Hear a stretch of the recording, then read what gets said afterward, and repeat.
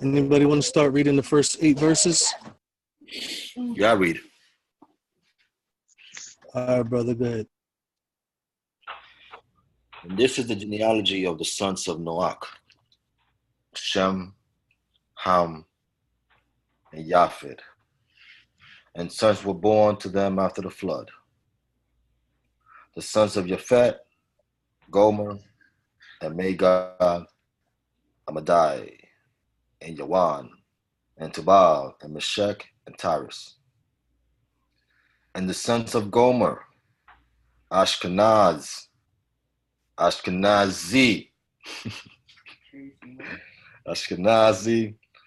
and Riphat, and Togarmah. And the sons of Yawan,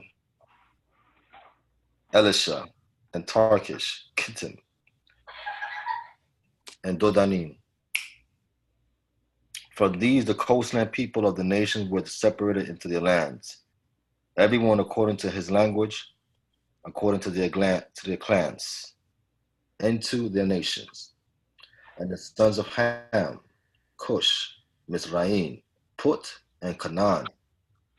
And the sons of Cush, Seba, and Havilah, and Sabta, and Rama, and Sabtika. And the sons of Rama, Sheba, and Dedan. And Cush brought forth Nimrod. He began to be a mighty one on the earth. He was verse 8, right? Yeah, verse 8. All right. That's good. I know you got some stuff you want to point out. Ashkenazi. What do you want to point out? I'm sorry, I just had Genesis chapter 10, verse 8 verses. Go ahead, Kev. Well, basically, as you already know, I mean, these are the lands, these are the people that came from Noach. 3 nations that was established. 3 sons that basically nations will came out of. And we all know, to me, from what I understand, you look at, I believe, Gomer, Magog, and Madai. I believe these are places in Europe, lands up there in Europe, I think Greek and all these places. And I know we mentioned Gomer and Ashkenazi. I always thought about Ashkenaz because, you know, a lot of time when I read that passage, I was like, wait, who's Ashkenaz? And I remember doing a study, of course, is those are European nations, Ashkenazi. The sons of Yawan, Tarshish, Kittim. I'm not sure much about Yawan, but I believe these are people of the European islands, I believe. What else? And the sons, verse 6, and the sons of Ham, Cush, and Mizraim. Those are the nations of the Hamites, as we are, the nations today. So basically, I mean, this is much I just telling you, describing you the people that was throughout the nations that came from Ham and Japheth and Shem. So it just explaining to you what basically how they came about through the how you said how they spread out. So there's nothing much I could say about this. Okay. Interesting. So, generations. I believe so. I'm looking at the Hebrew, and it gives us a little bit of a territorial aspect to them. You guys can fill in definitely.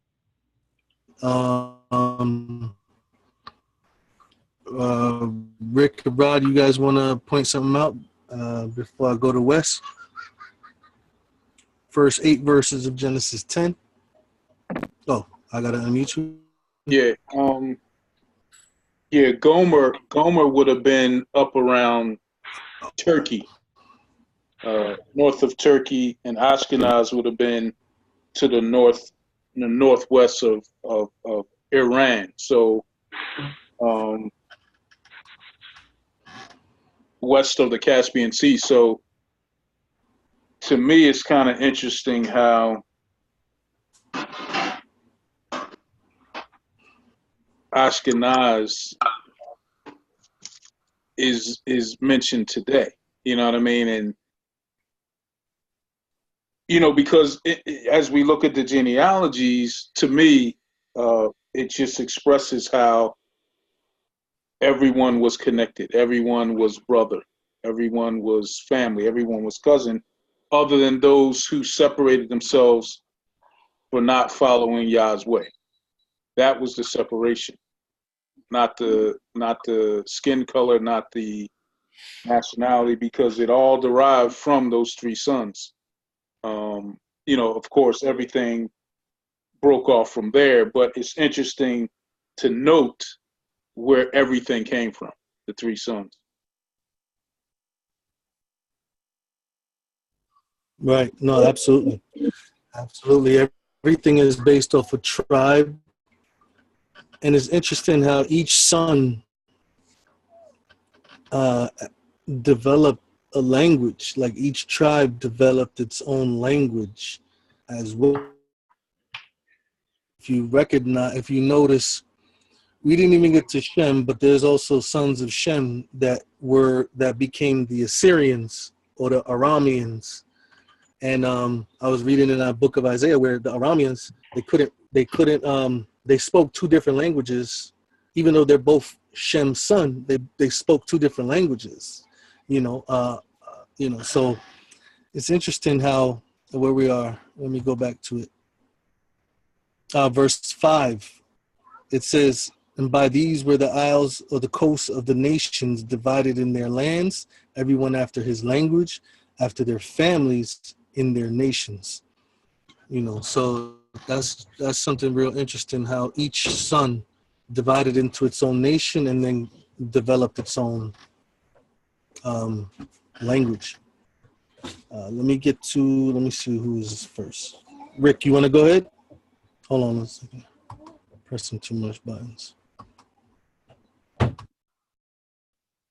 Okay.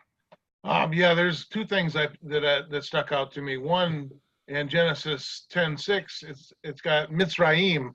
I'm wondering if that is Egypt. That's the one question I had that I'm not sure. But the last thing I find is real interesting is in Genesis 10:8, where it's talking about Cush begot Nimrod. But if you look at the Et Sephar, it's got a left tab before Nimrod, interestingly enough. So if we think that Yahuah is making covenants using the left tab, why would that symbol of that covenant be before Nimrod? Knowing that he was the mastermind or the beginning of all of these religions that we have today. So the Babylonian religions, everything comes from there, stems from him. Why has he got a left tab before him? Would be my, I guess, another thing I'd like for us to talk about. Because I can't wrap my mind around why he would put that there before Nimrod, unless that was part of his plan, part of the covenant plan to establish him there or something. I don't know. That's weird. I can't wrap my mind around why he would place that there. So I'd like to get your thoughts on them two things.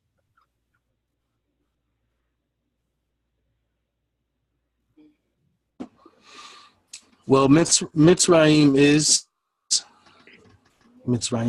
Egypt. Cush is Ethiopia. So those, and Put is actually the Philistines, the father of the Philistines.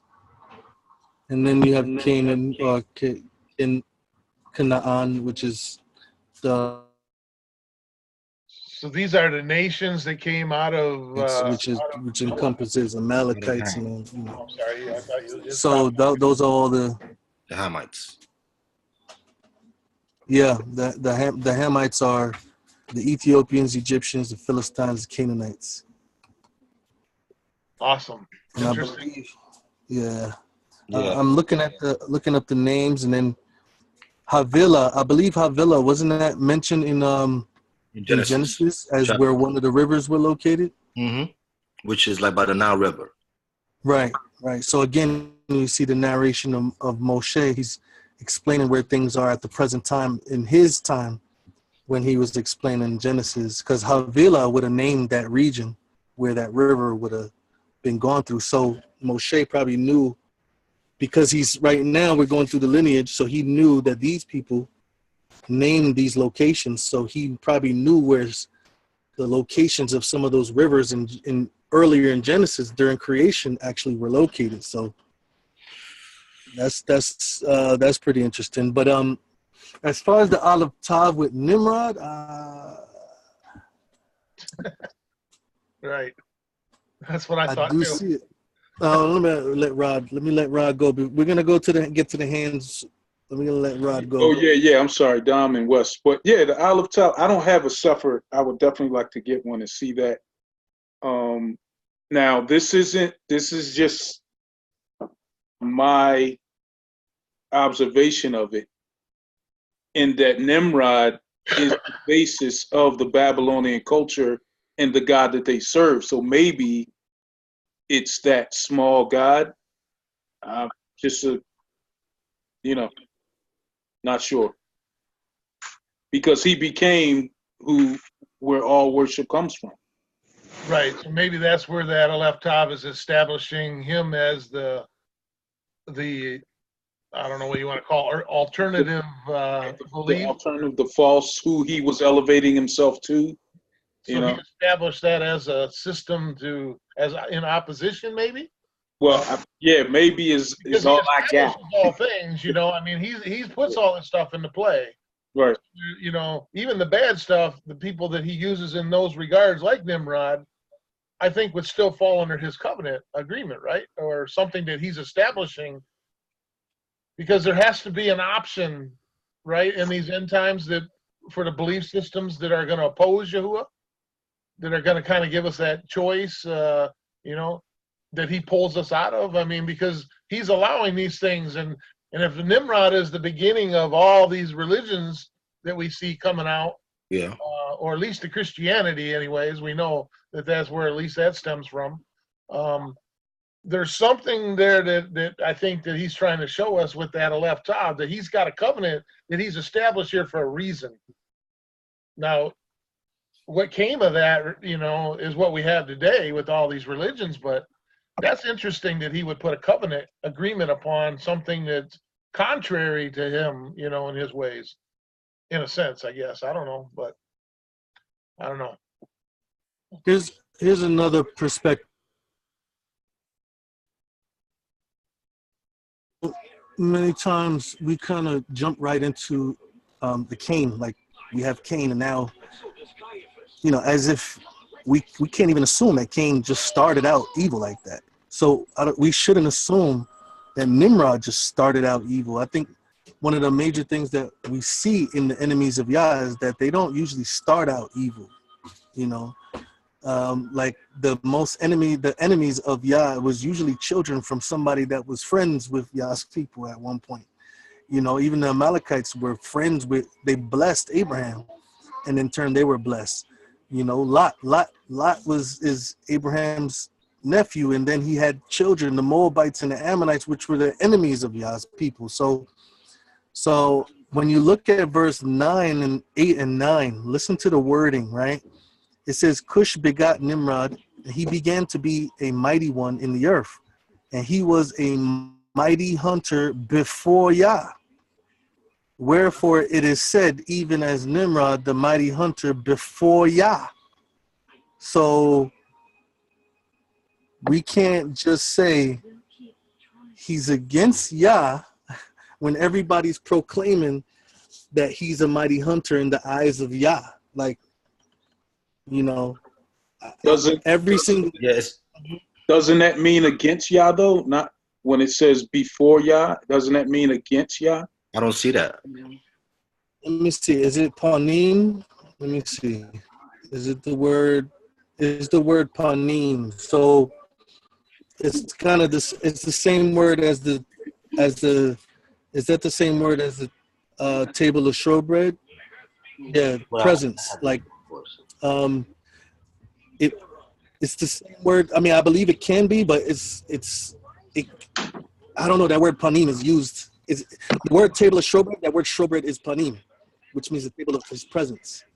So I don't know. I wouldn't, especially with the Aleph Tav there, I wouldn't assume that he started out in that way. But I know that every nation that existed After a while, their king started to exalt themselves as divine. You know, we have that with Nebuchadnezzar. We have that with the Caesars. You know what I mean? So after when they get set up as kings, which we know that Yah is the one that sets up kings, they tend to exalt themselves to the point of divinity. You know, saying that they're God, saying that they're all powerful. I wasn't trying to say that with Pharaoh, we see that with sorry. different people that Yah says he set up. No, Yeah. go ahead, Rick. No, you cut out on me, so I thought you were done. I didn't mean to jump in there, but no. I didn't mean to say that he started out evil or against Yahuwah, but Yahuwah had placed that covenant there before his name for a reason. And as you said, before Yahuwah, he was a great hunter before Yahuwah. I think what that's saying is that that was a gift that he gave him, or a talent that he was, and he was doing that before Yahuwah. He was performing what Yahuwah placed upon him, I guess. That's what. When he says before Yahuwah, you know, the things that we're doing before him are things that we're doing that he's gifted us to do. Definitely, no doubt about it. He's called Nimrod to the position that he holds in this history of man, you know. And if he called him and created him for that purpose, he's fulfilled it. He may not have started out that way, but it's still. I believe every king is set up. Go ahead. Yeah. Yeah, I can kind of see What that. is the word valiant? What is the word? I can kind of see that though with you know, with the way if you look at script, it always starts off that way. Even Hasatan, how he started, and when they got that elevation, when they got that recognition, when they got the accolades, they turned because their hearts turned and thought they could be like the Most High. You know, so I think Jadiel's definitely on to something there. As to what he was, what Yahuwah, how Yahuwah saw him, and how it changed his head, you know, blew his head up, and then his heart changed, and then he became something totally different. What in the world? let me get to some of these hands. Wesley, you want to put it back up? You want to tell us something?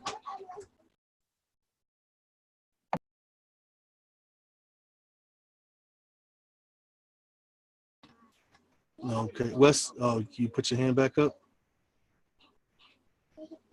Can you? Let me see. Can you? No, I was just gonna bring up verse 9, but since you brought it up, because I was saying, verse 9 kind of reveals to us that, because to me when I read it, 8 and 9 together, it looked like Nimrod was actually in favor at one point, even though it doesn't go into detail later, but we can see, especially historically and biblically, that Nimrod went down a path that he probably shouldn't.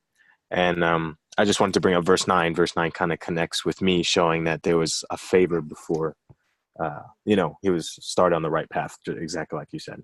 That's why I put my hand down, because you kind of already brought it up.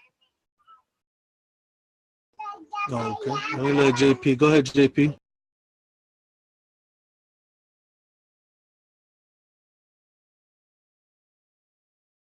Oh, I was just looking at the name Gomer. I thought that was pretty interesting to go back to Hosea and then to see that it says in Hosea 1:3, it says, so he went and took Gomer, the daughter of Diblaim, which conceived and bare him a son.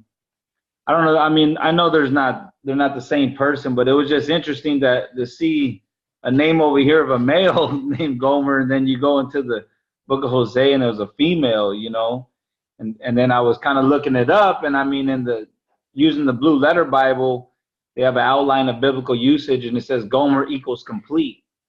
Now, I don't know. It's kind of like just a lot of stuff started popping up in my mind about it. It was like, the way that they break it down in the Blue Letter Bible.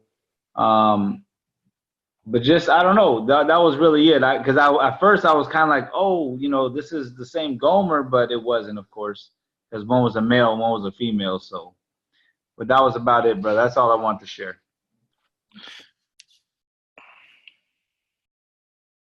Yeah, possibility of unisex names, you know. I know that there's female versions of names, so it is interesting. It's the same exact name.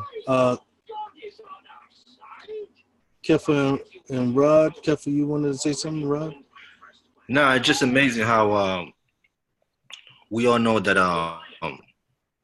Yah started with with the line of Shem when it comes to his people, but at the same time you look at how he chose Nimrod to be a mighty warrior before him, and we all know throughout civilization, it's like it seems like a lot of things started from the Hamites, when it came to kingdoms and things like that. So it was just amazing how you look at Nimrod, who was from the line of Ham, to be chosen by Yah to be a mighty warrior to do great things, but yet he turned away, he turned aside. That was just a thought of mine. That's all. Yeah, and I'll back that up because the passage I found, Genesis 21, speaking of Hagar and Ishmael, Genesis 21, if you start in verse 19, I'll just read a couple verses. It says, and Elohim opened her eyes, Hagar's eyes, and she saw a well of water, and she went and filled the bottle with water and gave the lad drink. And Elohim was with the lad, and he grew and dwelt in the wilderness and became an archer. And he dwelt in the wilderness of Paran, and his mother took him a wife into Egypt, so on and so forth. So it shows how Yah was with him, and he became an archer. And I think, in reference to Yah being with someone at one point, and then we know the Ishmaelites turn. So I think you're absolutely right, and Scripture supports that. Because I knew so much about Nimrod and what he became, I always thought that he was against Yah. You know what I mean? So yeah, that definitely changes things. I think the worst enemies of Yah are usually the ones that was at one point with them, and then turn. The ones that do the most damage are the ones that know the scripture and like in Romans 1, those who turn the truth into a lie, and those are the different type of enemies than just those who just physically oppose Yah's people. There's another the ones that distort. So when you look at Babylon, you're not. Can you guys hear?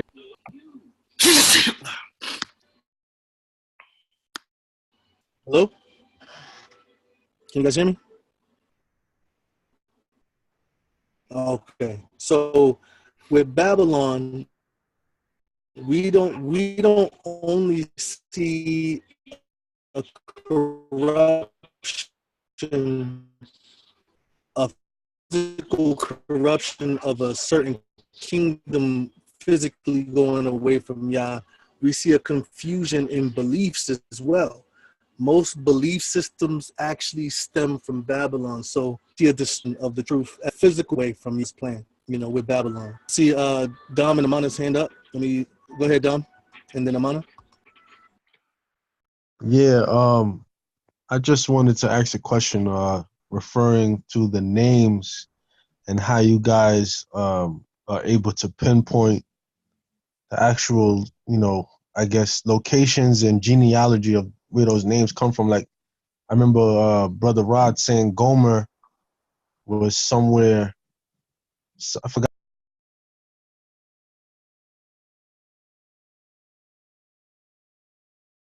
Anyway, I just wanted to know how you guys are pinpointing the actual locations.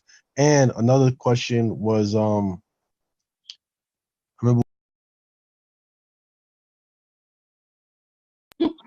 remember one of you guys said Mizraim was the original name for Egypt. But so in that case, I want to know where are guys getting Kemet from? Where is Kemet coming from? Because I also came and found out that Egypt was originally named Kemet.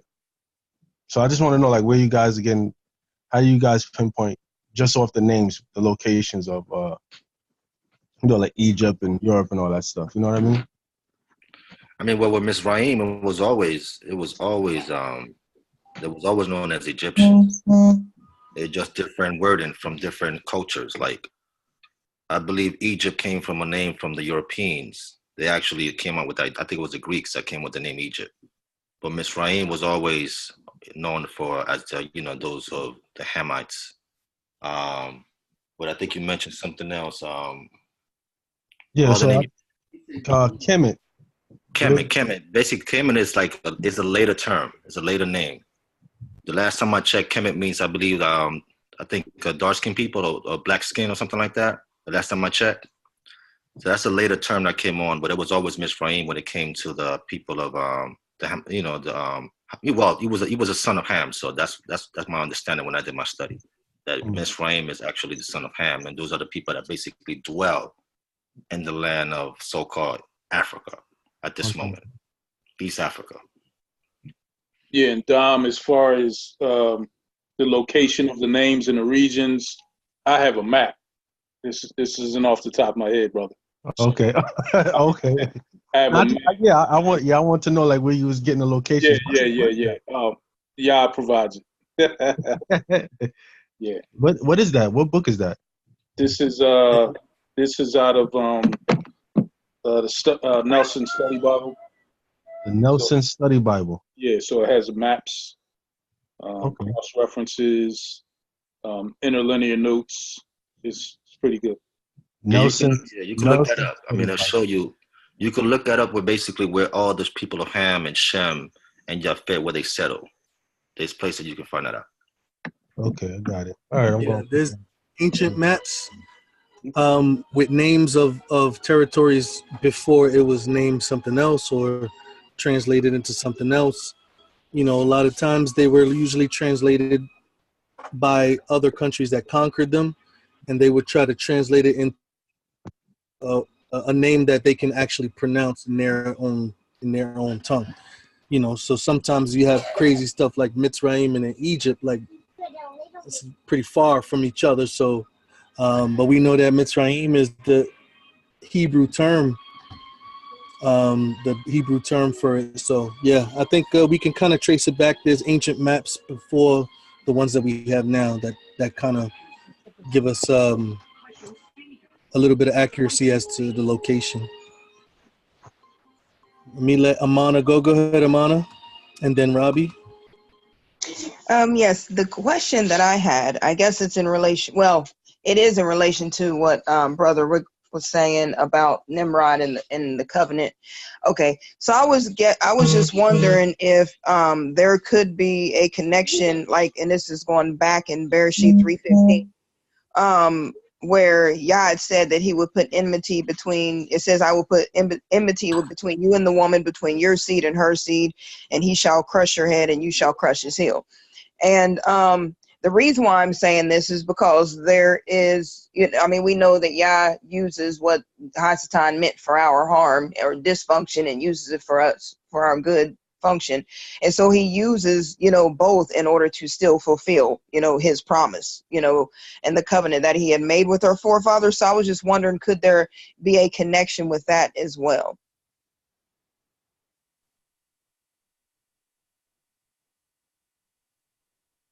That's an interesting point also, because you're absolutely right. He does use, a lot of times he has using unbelieving nations to accomplish his purposes. We have Cyrus, you have Persia, the rebuilding of Jerusalem. You have Nebuchadnezzar. So it definitely is a possibility. It's just trying to, because so many things started with the rebellion of Nimrod. It's like to pinpoint that time where he actually wanted to use him. It's kind of hard, because we're just seeing complete confusion when it comes to Nimrod in the information that we have, But I do believe that Yah does use sometimes trials and certain things in order to develop righteous things. You know, like he uses trials to develop in us righteous character. So it could be a possibility. It could be a possibility. That verse 9 though, I gotta see the accuracy in between the word against and in front of, or in his, you know, I'm just looking at the pattern of things that usually he usually uses a people, or he establishes something for his esteem, his glory, and they usually start to develop that self-exaltation. I don't believe that Nimrod from the very beginning said he was the sun.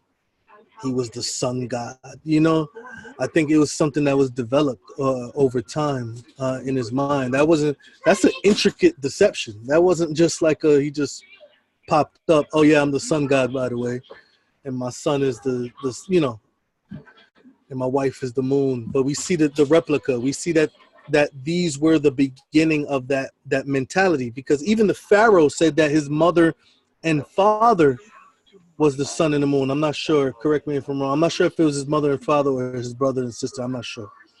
But the sun and the moon was always revered, even in other false religions, like Ra. The Pharaoh believed that he was either a son of the sun and the moon or a sibling to the sun and the moon. I'm not sure, but the sun and the moon was always there. So I'm not sure if it was purposeful for him to cause the confusion that he started in the ages, or if it was just his Hasatan's development in his character. I'm not sure. I can't really pinpoint either way. Who's you gonna say, Kefla? No, I agree with the last thing you said. I mean, I think when it came to Nimrod, you know, I mean, it's always a spiritual understanding of it, because I mean, Nimrod was, you know, remember he came from the line of Noach. All right, these are children of Noah. All right, so their purpose was to their purpose for Shem and Ham and Yafet was to go out there into the other nations, and I believe was to the world, to know, to let the world, you know, to basically create, to let the world know about who Yahuwah is through the example of Noach. But I believe it was basically, if you look at Nimrod, as you have said before, he started with Yahuwah was using him for some purpose. But then, of course, if you look at Asatan, he distort all things that wants to, for Yah's plan, he distorted, and he uses his strength or whatever it is and put pride in his heart to go against Yahuwah. And I believe that's what happened. I believe that pride played a part in his heart, and he went against the plan that Yahuwah had from the beginning. I agree, because we just came from a flood. Like the flood just destroyed the wickedness of the earth. To me, it wouldn't really connect in my mind that he would destroy the wickedness of the earth and then utilize Nimrod to perform wickedness for his purpose. You know what I mean? So I see that he did. I don't think that he wanted it necessarily to start up again. I think he wanted it to be cleansed and to start a righteous generation. And I think that it just, because of Ham's heart and different things, I don't think, you know, it turned out that way. And he was from the line of Cush, by the way. Mm-hmm. He was from the line of Cush. Canaan was the one that was cursed. Canaan was cursed, not Cush. Not even Mitzrayim was cursed. That's right. You see what I'm saying? So why he turned out a certain way, we would have to assume that Yah wanted to establish righteousness and that there was a choice that was made in Nimrod. I mean, if we take that away, it's kind of like we'll create like this predestination of Yah wiping out a whole earth full of people because of wickedness and then start again. That part wouldn't make sense in my mind. Yeah. To reconcile with I mean, he wanted to continue. I believe that Yah wanted to continue that same thing from the beginning with Adam, with Nimrod. I really believe that. You get what I'm saying to you? Because it was like, come on, the flood just came, you know, he wiped out the whole world and then started over again, and to wipe it up again, it don't make any sense. I believe, regardless of Nimrod coming from the line of Cush, You understand what I'm saying to you? It didn't matter. I believe that Yah he wanted to make sure that he start this thing, you know, this thing over Absolutely. again. Absolutely. Matter of fact, you have the Ethiopian reading the book of Isaiah and the book of Acts, you know, so you have Cush or Cushites coming to Yah, worshiping Yah in Jerusalem in the book of Acts. So, you know.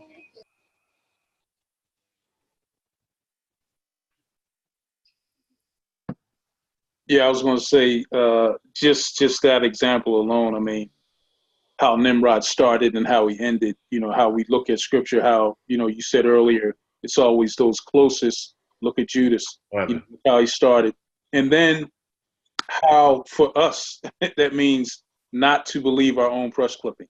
You know what I mean? How we always got to stay grounded. Like, we are to receive compliments and encouragement, but know where they come from and keep them grounded, because that's what blows the head to the size of a blimp. You know what I mean? To float literally in the clouds to a place where you don't belong. And that's where it starts, you know, and that's what we can see it clearly, you know, throughout scripture. And how much more us, you know, as we look to do what's right. So I just wanted to bring that up. And I want to confirm that, because it says in verse 9, it says, he was a mighty hunter before Yah, wherefore it is said. This means that other people are now recognizing this. So it says he was a mighty hunter before Yah, wherefore it is said, even as Nimrod, the mighty hunter before Yah. So they used him as like a proverb to mention someone great, you know. So it was acknowledged that he was great, and it was getting to him, just like most kings that were in power in history. Nebuchadnezzar, oh, look at what I did. Look at this nation that I put together. Caesar, you know, like, oh, you're gonna have to, you know, there's no king besides, you know, it's kind of like every king went from humble beginnings and then developed that, oh, wait a minute, I'm not even human. I'm a god, you know. It's ridiculous where the pride of man can actually take it, you know, go. It's funny because there's a pastor that used to, this was back in the 90s, late 90s, who used to travel around teaching the genealogies.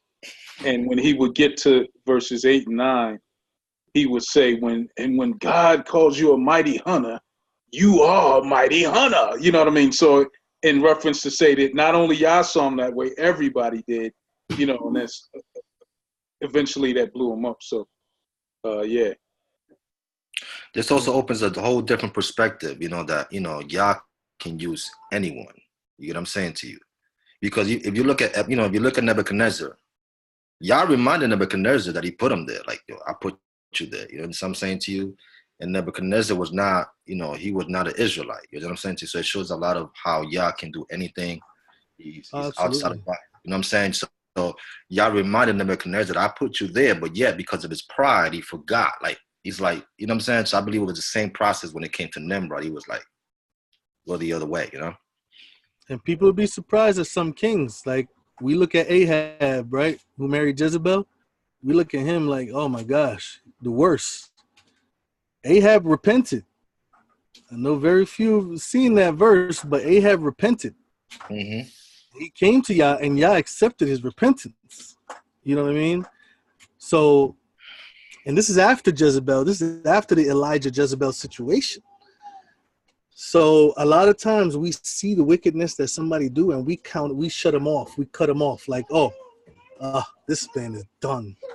When in actuality, Yah could still be calling for that person to come back.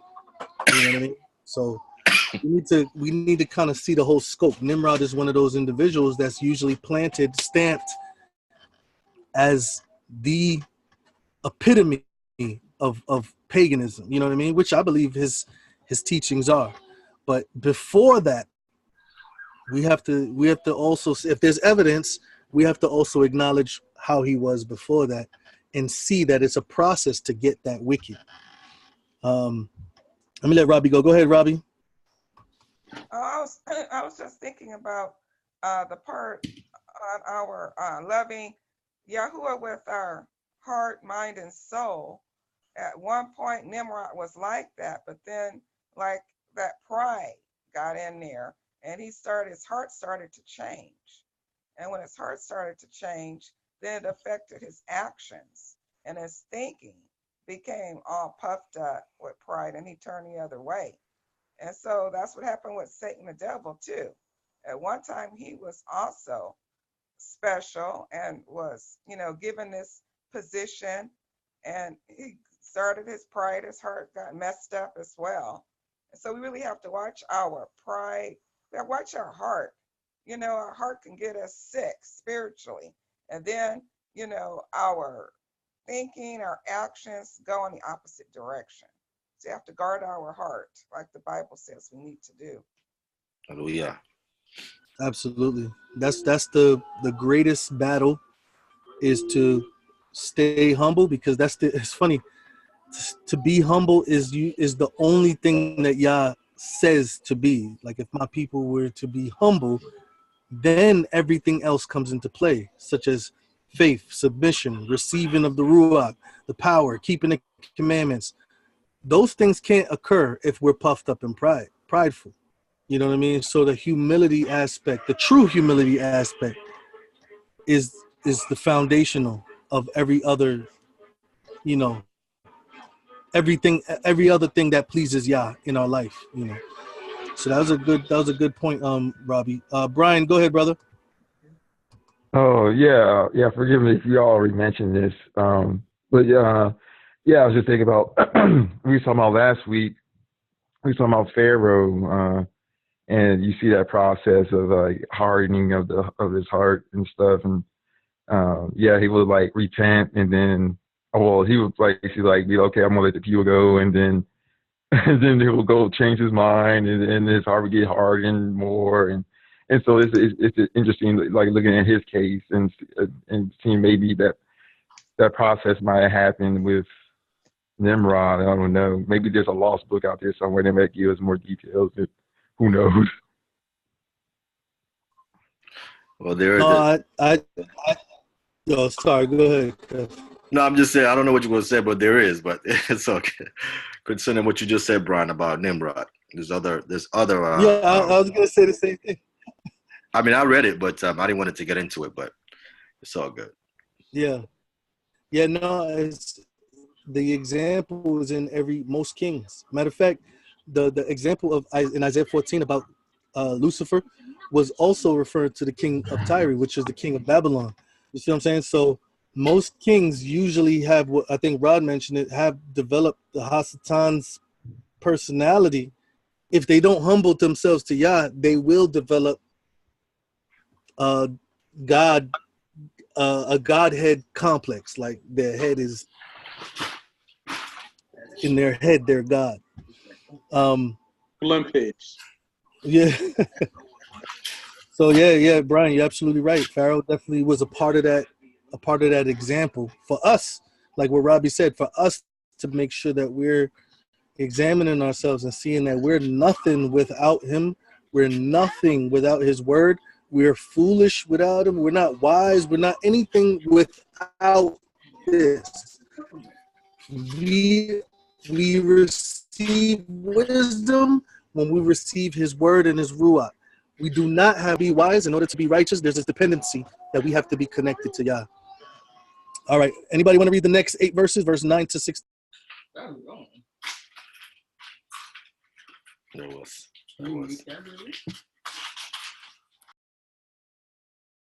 All right, Dom. Go ahead, brother.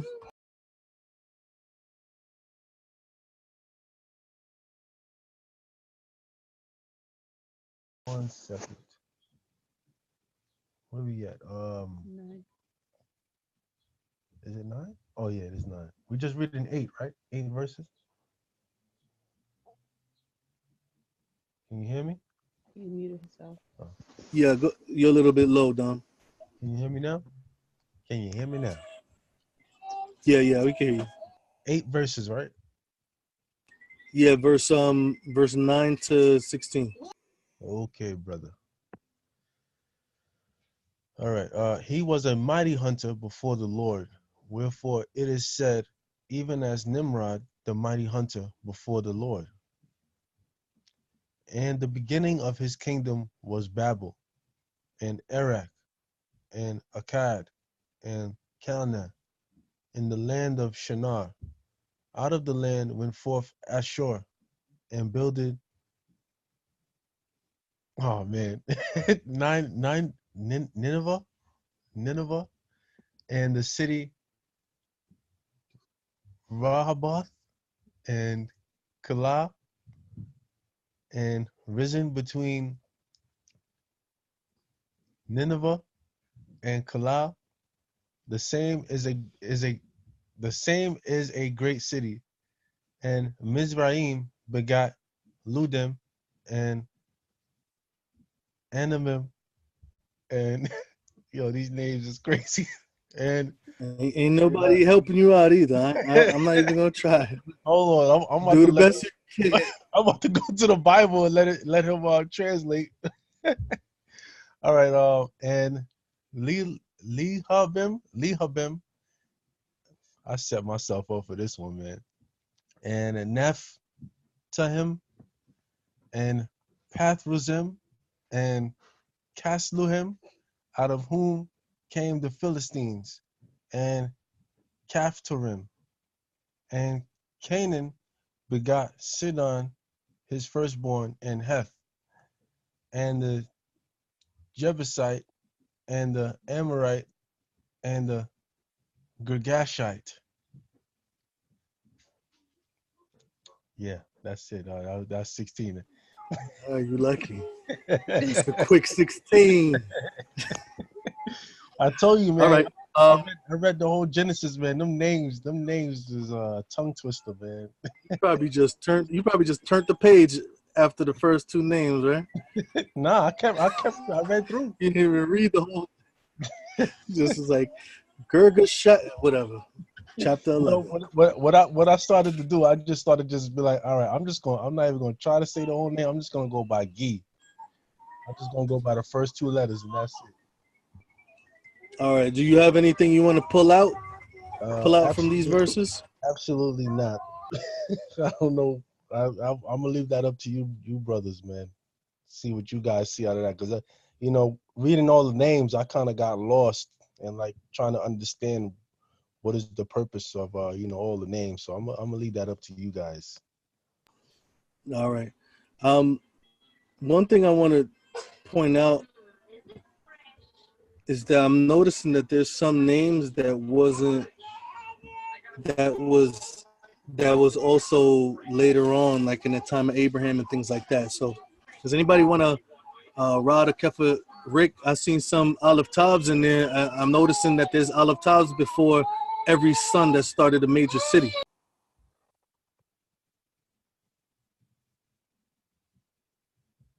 So anybody want to point anything out? Go ahead, Robbie. What I was noticing, I never thought about it. Well, there's a lot of things I need to keep learning. But what stood out for me is when it said that Nimrod had established Nineveh. And I was thinking of the story about Nineveh and Jonah, how Jonah didn't want to go to Nineveh, do his assignment, because those people in Nineveh were so wicked. They were very vicious people, and he didn't want to go. He was afraid to go. But, he ended up going, and then he was upset when Yahuah wasn't going to, condemn and kill the people. He was upset. And so it showed that Yahuah has so much mercy, and he saw that there was repentance, and he brought it to Jonah's attention that these people have repented, and he didn't destroy the city. So that's what stood out for me. Robbie, I want to thank you for pointing that out. We're looking at covenant, right? Rick brought up Aleph Tav, which he's probably knocked out sleeping right now. I just want to point that out in video so everybody would know. So, because he may see this later, he may not, he may never know. Who knows? But he's snoring right now. But Rick mentioned that there's an Aleph Tav before Nimrod's name, as if Yah made a covenant with Nimrod. And it's so interesting how Yah wanted to save Nineveh. Like nobody in that town was like a prophet. Nobody in that town was calling out. Yah purposed that a prophet was sent there and the whole city was turned. You see what I'm saying? So what is it that he, because when he went after Israel, he said, I'm not coming after you because you're righteous. I'm not coming after you because you're strong. You're the strongest and best nation. I'm coming after you because I made a promise to Abraham, Isaac, and Jacob. So if you have this Aleph Tav right here before Nimrod's name, but then you see him purposefully going after Nineveh. Just like I believe, Nineveh was a city. It says he was a city established by him.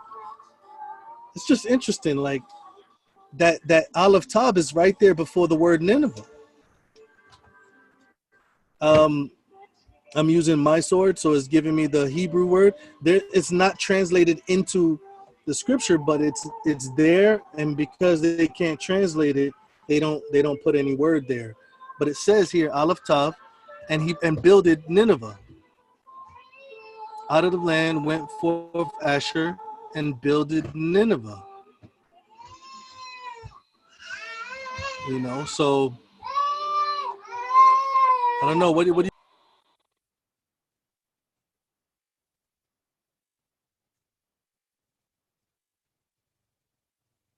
Yeah, in a separate Bible, it has that Elatav there in verse 12 of Genesis chapter 10.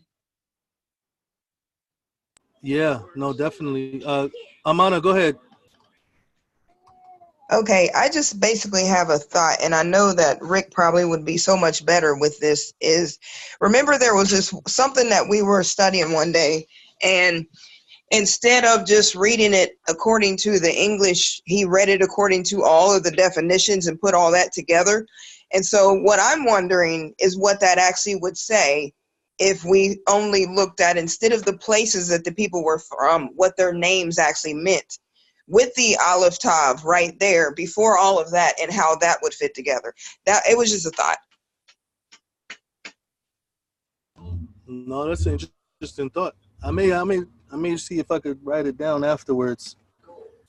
See if I could see what that comes up with. That's an interesting thought, especially considering that the Aleph Tav is there. Go ahead, Rod.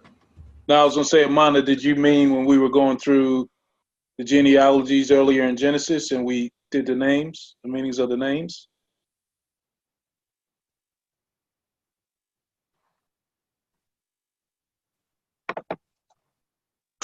Actually, that was you that did it, wasn't it?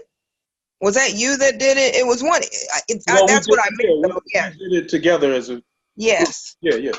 That's what I meant. Well, no, I just wanted to know if that's what you were talking about, because I think we can find that and see what the names mean in reference to not just the regions and locations, but what the names mean, to see if there's a greater meaning as well.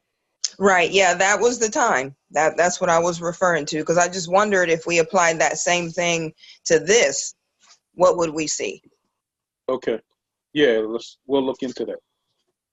I'll see if I can find something.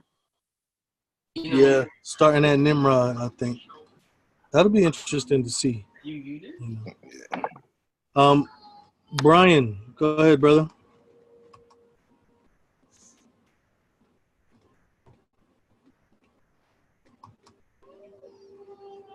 Brian? Okay, I'm sorry. Yeah, I was looking at something, and this is only one verse. It's interesting because y'all was mentioning the Aleph Tav, and I was thinking about like the idea, like David in Psalm 69:28. Oh, wait a minute, no. Okay, 69:28. He's praying against his enemies, and he said, "Let them be blotted out of the book of the living, and not be written with the righteous." So Now, this is the only one verse that talks about the being blotted out of the book of the living, which is the and things. So it's like if you're in the book of the living, then that means you're in covenant with Yah. But if you get blotted out, that means that basically you rejected you rejected him, you rejected his Torah, his word, and things like that, so you're blotted out. So is it possible that the reason why we're seeing these left taws with these sons is that originally because they were in covenant, but then as we live our lives, it's like we have to make a choice that if we're going to accept Yahuwah, accept his laws or reject him, and then when we make that choice, he acts accordingly to either keep our name in the book of life or blot the name out. And so yeah, I just wanted to. I was just thinking about that, the idea of being blotted out of the book of life. It's like you're already there, but then it's your choice whether if you stay there, or like the idea of free will. And I know, like in the book of Adam and Eve, like I shouldn't even mention that, but it's interesting how like in that book he actually makes the comment with Adam that he's going to save. He's going to. But never mind, just forget I missed it. But yeah, it's just interesting. I'll shut up. No, it's a possibility that they were in covenant and then they were removed from the covenant. That's definitely a possibility. I know that you do get removed when you're outside of the covenant, when you break the covenant. I'm writing down all the names that have an Aleph Tav. Let's see. The Philistines come from. The interesting thing is that the Philistines come from the line of Mitzrayim. You see that in verse 13 and 14. It says Mitzrayim begat Ladim and Amim and Lehabim and Naphtahim and Pathrasim and Kaslahim, and it says out of whom came the Philistine and Kaphtorim. So the Philistine came from the line of Egypt, or the Mitzrayim. Go ahead, Dom. Yeah, I just wanted to ask a question about the I keep hearing you guys say Aleph Tav. Is that the Hebrew term for covenant? Aleph Tav, it's the first and last letter of the Hebrew, and it mentions the letter Tav represents the mark or the covenant, and the letter Aleph represents the strength of the power. So it's like the strength of the covenant, or the strength of the mark, which comes from Yah. So the hand of Yah, or the covenant that he's in, usually. So we're just trying to make sure that that's kind of it's a consistent way of having it, because so far it's been consistent. But now we're seeing it in the names of people who we deem as enemies of Yah. So it's kind of interesting to see why, or to try to figure out why would he put something that represents his covenant next to people whose nations became against the covenant. You know what I mean? Yeah, I got you. Yeah. All right. So let's see what time is it. Okay.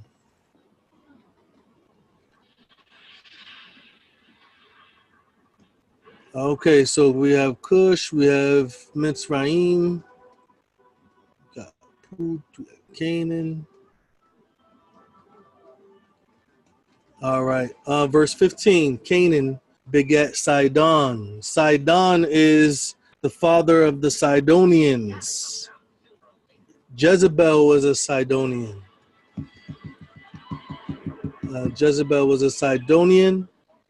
Het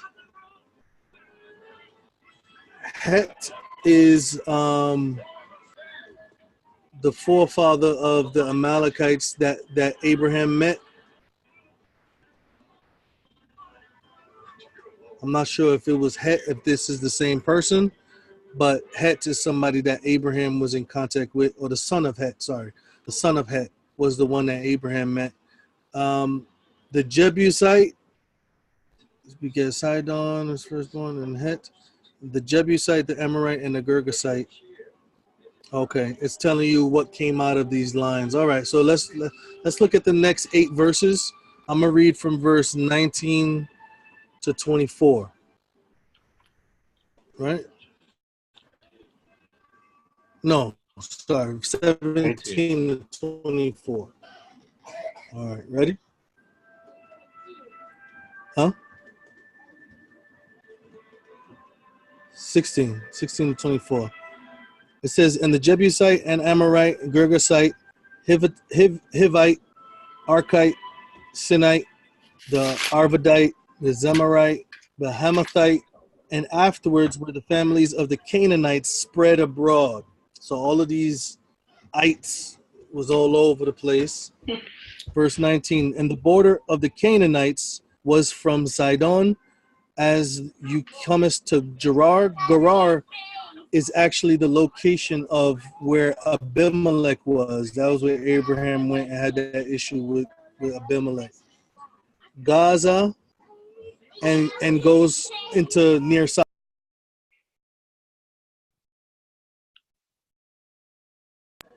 And it says Sodom and Gomorrah and Admah and Zeboim, even unto Lasha. These are the sons of Ham after their families and after their languages and in their countries and in their nations. Verse 21. Unto Shem also, the father of all the children of Eber, the brother of Jacob.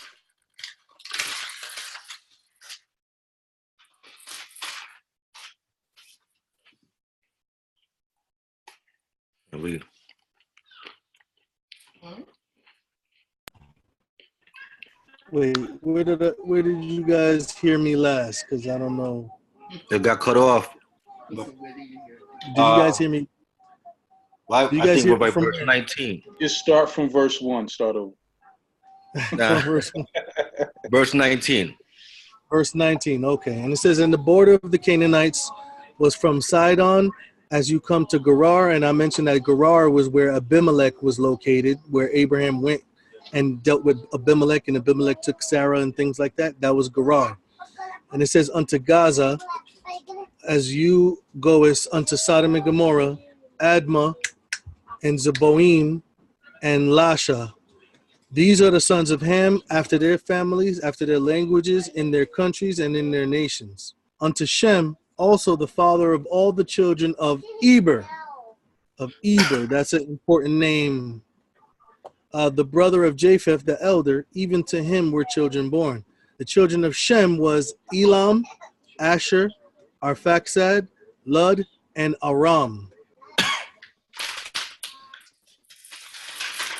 The children of Aram was Uz, Geter, and Mash, and Arphaxad begat Salah, and Salah begat Eber. So we're saying how far Eber is actually from Shem, even though it links Shem and Eber together, I think for a reason, to represent the name, to emphasize on the name Eber for us. So I'm gonna let anybody have anything they want to point out. I have a few things.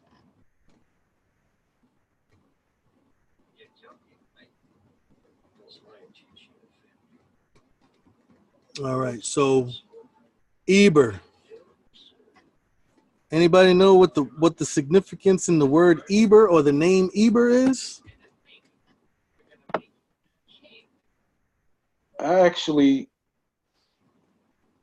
have something that says the Babylon fortress, but I will make Babylon fade away. So it has name meanings from Shem, Canaan, Selah, Eber, Peleg. But I don't think that answers your question. I think your question, are you speaking of the Edomites? No, Eber is Oh, Hebrew? Yeah. Hebrew. Yeah. Abar. Yeah. Yeah. I was waiting for that, Rod. Yeah, yeah. I had to dig back down in the vault, back in the back, way in the back. So Abar, but first I want to look at verse. So it mentions Abar as far as Shem being the father of the children of Abar, and that's interesting as well. But we see that Abar is further down in the lineage. So looking at verse 22, I want to point out Aram. Aram is the last name in verse 22. Aram is, I don't know why, but Aram is what's translated as Syria. Is Syria. So Aram is actually where Laban is from. That's where Laban is from. That's Laban's great-great-grandfather.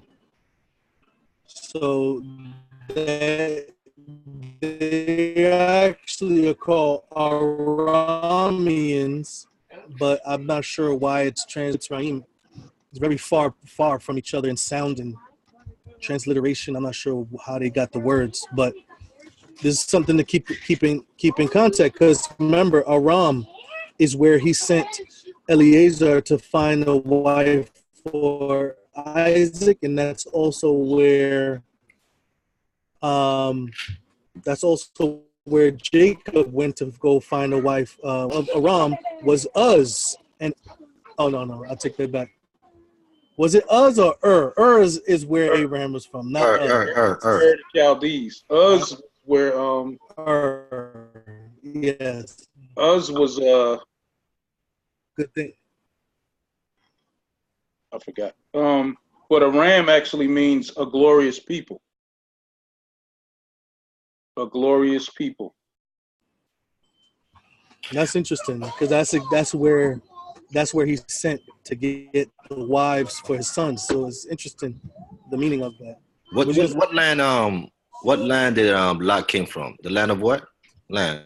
No, Lot was from the same. It's from Ur with Abraham. Yeah, Uz. Lot was from. Did they say Uz or did they say Job? Uz? Job was from Uz. I mean, I'm sorry, not Lot. I'm sorry, Job. I meant to say Job. Yeah, Job. The land of Uz, right? Job, right? Yeah. Job. Oh, okay. Job was from the land of Uz, something Uz or something. That's interesting. Can you find that verse? Job? Yeah, because that would be in the same region as Job where. Chapter 1.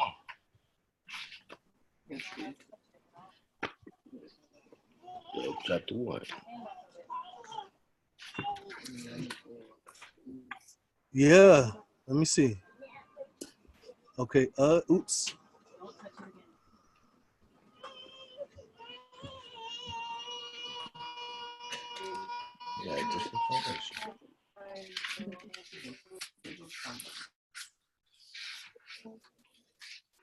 All right, Job. All right, verse. Where are you? Wes has his hand up too. Go ahead, Wes. It's Job chapter 1, verse 1. It's the same word. That's where Job is from the land of Uz. Yeah. So Job is from. So here we have the children of Uz. So after this generation, we have. Job may not be as ancient as we think he is, and I think a lot of times we think that Job is like some type of ancient story that Moshe wrote. I heard that's what some people believe, but it seems like it's pretty close to the time frame of Abraham. Maybe we have Job sacrificing. We have Job acknowledging Yah. So it could be at the time of Abraham. It's the same land. Okay. Yeah. And now we see that Job is from the land of Shem, Shem's son. So then he was a Shemite. Yes. So Job was a Shemite. Yeah. There we go. Because I heard something else. Uncle Job. I heard that he was an Edomite. That's what I'm saying. I mean, I heard he was an Edomite, and I don't see that. But then again, I mean, it's possible because the migrants. Yeah, because it says that he was in the land of Uz, relative of Uz. So possibly, yeah. Yeah, it says he was a man in the land of Uz. It didn't say that he was from the lineage. That's interesting. So it's still possible.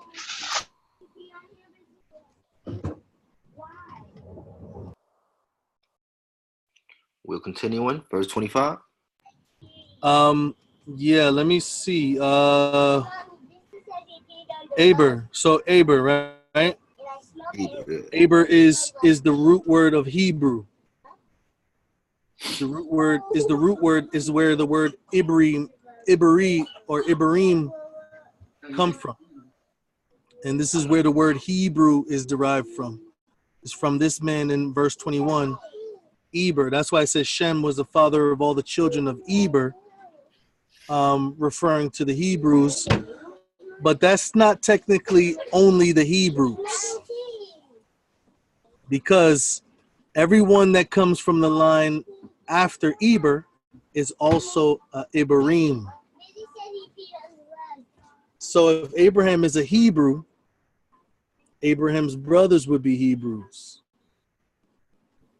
That means that Lot was a Hebrew. And if Abraham was a Hebrew, that means that his children are Hebrews. That means that Ishmael's a Hebrew. Of course. Yeah. And if we go down, that means that Isaac is a Hebrew and Jacob is a Hebrew. But that also means that Esau is a Hebrew. Because he's from the line of Eber. Technically, Esau would be a Hebrew. So now we have to recognize that Yah uses not only names to recognize the lineage, but also names to actually describe a type of people. And I think that usually that's how he's using the word Hebrew, to express that this is the type of people. They are, the word Eber means to cross over. My people are crossing over. That's why he doesn't call other people Hebrew when they're not crossing over. Even though technically they are Hebrews because they come from Eber, they are not Hebrews because they are not crossing over. You get it? To the covenant. The name Israel works the same way. Israel means that you are wrestling and with Yah prevailing. If you are not wrestling and with Yah prevailing, then you cannot label or hold on to the name Israel, because it's a spiritual name. So there is an importance in names, but it surpasses. It goes all the way up to Yah. It surpasses flesh and blood. You know, if you don't live up to your name, then you're like salt with no seasoning. It's like it makes no sense it makes no sense to live up to the name that you're given, to even bear the name. This is why Yahuwah allows us to bear his name on our forehead, because he wants us to live up to his name, to be holy as he's holy, to be set apart as he's set apart, to be perfect as he's perfect. If we don't line up, we can't bear his name on the forehead. Very important. It's a new thing. Edomites are Hebrews. Just by bloodline. By bloodline. By bloodline. They didn't cross over to the covenant. They didn't cross over though. They didn't cross over to enter into a covenant. So it's a deeper meaning to it. It's more exactly. It's more of a faith. Yeah, exactly. He uses the word Hebrew to relate to people that cross over, not to everybody that's related to Eber. So there has to be a line relation, because he doesn't call other people who's related to Eber Hebrews, even though they're Hebrews. So when we say, oh yeah, we're Hebrews because we're related to Eber, yeah, so is the Ishmaelites. The Ishmaelites are related to Eber too. Their lineage is directly under Eber. So that's not what makes us Hebrews. Yeah. It's what makes us related, but it doesn't make us Hebrew. You see what I'm saying? Just like Israel. You can be related to the dude named Israel, but are you Israel?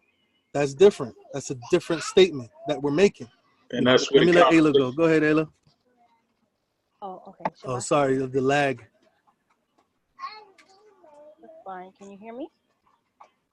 Or barely? Yeah, it's a little bit low. Okay, hold on. Can you hear me? Yeah, we can hear you. Hey. Is it better? Yeah, it's better. Okay. Okay, praise Father. Okay, so I just wanted to reiterate on what you said, and kind of say it a different way concerning the name, because we know name means character, right? Sorry, I had written it down. That Shem means a memorial, a mark, your characteristics, right, of a person. Right. So I am in total agreement of what you said. Father won't. Okay, so going back to Abraham, right? His given character was, please pronounce it for me because I don't want to mess it up either. It wasn't Abraham. What was it? Abram? It was Abram, yeah. Abram. And I don't know what that means like offhand, but I know Abraham means father of nations.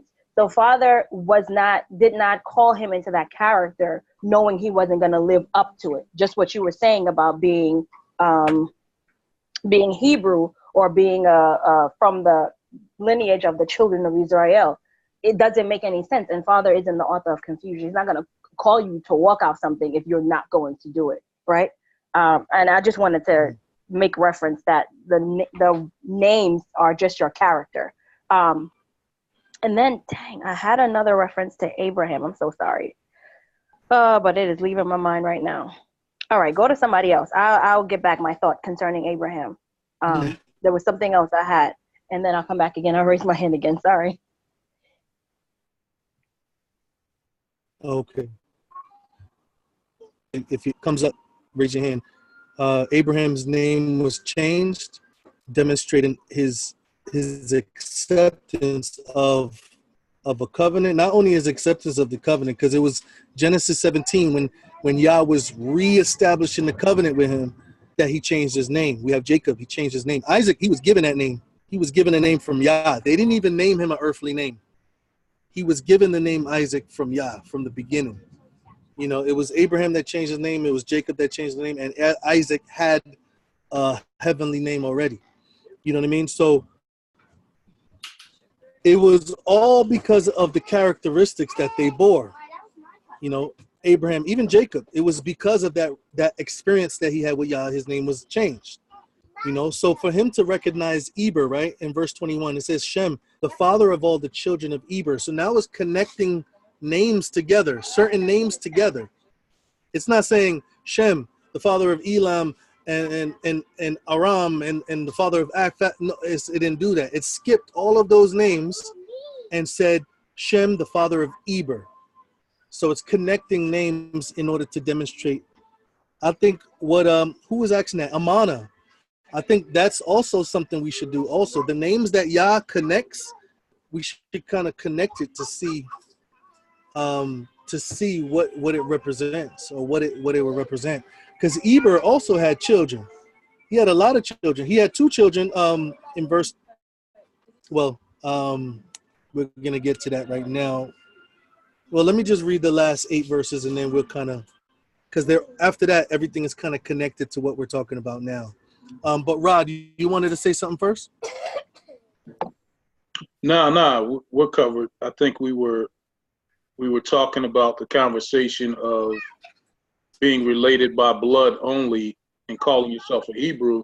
And I was saying that's where the conversation goes awry, because everyone wants to claim they're Hebrew, right? But they're not following Torah. Exactly. You know what I mean? And it's a conversation starter, and it's great to know your history, but it means nothing ultimately. Right. I believe that knowing your history gives us a sense of comfort, because it's like, it's a comforting thing to know where you're from. You know what I mean? Absolutely. When everybody says I'm from, this is my country or this is my, it's a comforting thing to know. But the important thing is there's a name that we're supposed to obtain. We're sons of Yah. Right. That name is not earthly. It's not connected by blood to anyone. And that's the going conversation for Christian pastors now. because they see the movement, but they're relating the Hebrew name, the connection to those who have no identity and searching for one, versus those who found their identity and knows what the name actually means. And, exactly. That's why I believe there's some type of issue right now with that, because there's a group of Ashkenazis, like what Kefa said, that according to Scripture, Yah's people, unless they, come together and Yah and connect with Yah and accept Messiah, that land is supposed to be desolate. But if everybody understands how that land became occupied, you'll see that all the nations actually came together in order to cause the people that's in there now to occupy. That's not in Scripture. Right. So to like relate them to Scripture, the Scripture says that you're scattered all over. You can't come back until even Messiah says you can't come back until somebody says, "Blessed is he who comes in the name of Yah," until you accept Yah fully. And you can't accept Yah fully by denying his son. And that whole nation denies his son. So I don't know. I just can't. It just doesn't connect with Scripture. Yah said, "I'm not going to put you in." You cannot go in the land and you're cursed by Yah. The curse is that you'll be scattered from the land, not put in there. You know what I mean? So you can't be there and still be cursed at the same time. It goes against the curse. The actual curse is that I'm going to scatter you. Not I'm going to bring you back here and then curse you some more while you're here. It doesn't make sense. But then he explained also that the Gentiles would threaten the land. So you get what I'm saying to you. So I mean, it just shows a lot of what the Scripture is saying. I mean, what they do. You know what I'm saying? So right now we see that the Gentile is threatening the land right now, because that is scriptural. You get what I'm saying? Right. And we have much time, so I wanted to confirm what you said, Kefa. Japheth's son. Before we go to the last 8 verses, Japheth's son's name is Ashkenaz, right? Japheth had many sons. Gomer. Right. Now look at the curse. Look at the curse that occurred for Canaan. And look at the statement that was made for Japheth in Genesis chapter 9. We just read that. Well, we read that 2 weeks ago, so it's probably not fresh. But if we check out Genesis chapter 9, we're going to see when we look at the curse that he's given to Canaan, and then there's a statement that's given about Japheth. When you look at verse 25 of Genesis chapter 9, it says, "And he said, Cursed be Canaan, a servant of servants shall be unto his brethren." Yeah. And then he said, "And blessed be Yah Elohim of Shem, and Canaan shall be his servant." Verse 27 says, "Elohim shall enlarge Japheth, and he shall dwell in the dwelling places of Shem." That's right. "And Canaan shall be his servant." That's right. So we have this recognition that Japheth's lineage is going to dwell in the dwelling place that belongs to Shem's lineage. That's right. And then it mentions specifically Canaan is going to serve both people. Or Canaan is going to provide for both people. Now the land is called Canaan. And where's Canaan? The land is providing a place for both Japheth and Shem. Shem were the ones in the covenant with Yah. They're the ones that were scattered and cursed. But the Japheth, they were not in a covenant with Yah. So therefore, they are still in this dwelling places of Shem. That's right. Good point. And I think what you just mentioned is a great point, because basically it says Japheth will be enlarged. So basically Japheth is in the land of Ham, of Canaan. You know what I'm saying to you at this moment, because the Middle East is actually the land of the Hamites, which is the Canaanites. So they're occupying that place. You know what I mean? Yeah. Matter of fact, I believe. Let me see in Genesis chapter 10. Can I turn it down? I think one of those Magog, I believe. Well, Magog is referring to the northern. Yavon, it says it was connected to the Greeks. The Greeks. and then it was also in the territory of Arabia as well. So the territory of Arabia. Remember great Alexander the Great? When Alexander the Great took over the territory and kind of dwelt in that territory. And they are we also have, yeah. And Madai, which is another son of Japheth in Genesis chapter 10, verse 2. He was dwelling in Central Asia around the area where the Medes were. So this is interesting. This is interesting when we put it all together and we kind of see what's going on. There's a focus that the Yah has on Shem, and not on every single lineage of Shem, but a specific lineage of Shem, which we eventually get to Israel. But it's interesting to know and to recognize that when Yah says something about Japheth's sons, and one of Japheth's sons just so happened to be Ashkenaz, and the people over there now, they say that their dialect is even Ashkenaz dialect. You know, I was watching a video the other day, and while he was reading the Kabbalah, he said, I'm gonna pronounce it in the Ashkenaz dialect, he said. You know, so we see Ashkenazi is Japheth's son, and there's no denying that they're from the line of Japheth. In some places, a lot of them still, when you go to Jerusalem, a lot of them actually don't even believe in God at all. You know, so, but those are not the things that's being promoted usually on media. Let's look at the last. Yeah, it's thundering right now. Let's look at the last 8 verses, and then we could kind of stop there. Verse 25, it says, "And Eber were born 2 sons, and one of the names was Peleg, and because in his days the earth was divided.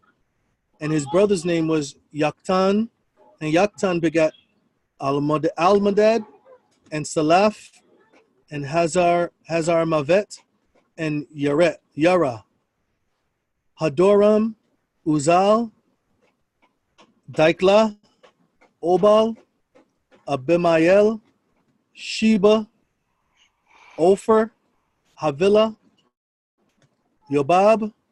All these are the sons of Yoktan, which is the son of Eber. And their dwelling was from Mesha as you go on to Safar, the mount of the east.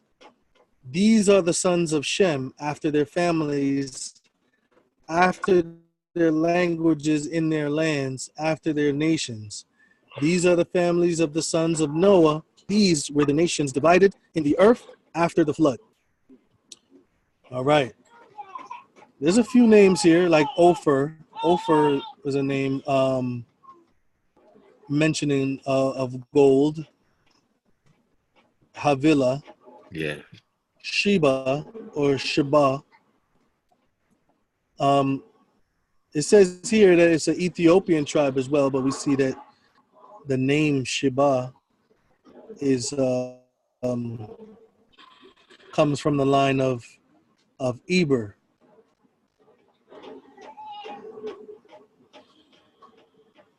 Okay. Anybody else want to point anything out? I mean, not much. I mean, you mentioned a couple of things, but some names are not familiar with me right now. So yeah. This is the clans of the sons of Noah according to the generation. Yeah, Robbie want to say something. Go ahead, Robbie. Thinking now with the languages, I never really thought about how there was already several languages before the Tower of Babel. So, wow, that shows how big those nations were, because they already had developed different languages. So then when the languages were confused even more so, that created even an extreme amount of languages compared to what they had already. Oh, absolutely. Absolutely. Like each tribe had a way of communication, but it's kind of like if you look in Africa now, there's different tribes in different locations of Africa, and you guys can help me with this. Some people that knows it better. And the different different tribes have different languages and different dialects. Yeah. But because of their interaction, they tend to learn each other's dialect. They tend to learn about each other's dialect in order to understand where someone is from, where someone is, their location.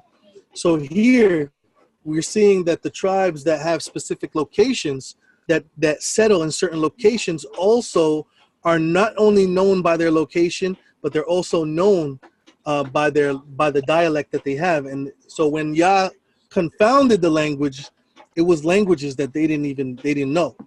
They didn't come up with, that they didn't create, you know. So we see that there's languages that Yah created, and it confused the nations that we have here now. So some of these languages actually are ancient languages that Yah has put in place on this earth, you know. So Wesley, go ahead, brother. Yeah, there's just one aspect that's wrong with what that I see is wrong with what just was said. Because in chapter 11, the scripture makes it very clear that the whole earth was of one language and one speech. So when chapter 10 is referring to that they were divided by their tongues and everything, this was clearly indication of after the fact. Because then we would have to say that that verse is contradicting everything. No, not necessarily. Because it says one word, the whole earth, not just one section. The whole earth was one language and one speech. In the beginning. Let's see. Because this is, of course, chapter 11 starts to get into Tower of Babel, which would be the time of Nimrod and everything like that. Hence why I see, like, in chapter 10, when it's referring to the split, it's like the history is like interchanging with each other in 10 and 11.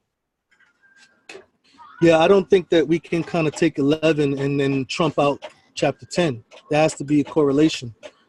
Well, I'm not trumping it out. I'm just saying so that it doesn't contradict with 11. 10 is just talking about the lineages, the generations, and then separating them. But then 10 is actually talking about a specific event during those lineages or generations of why they were separated by their nation.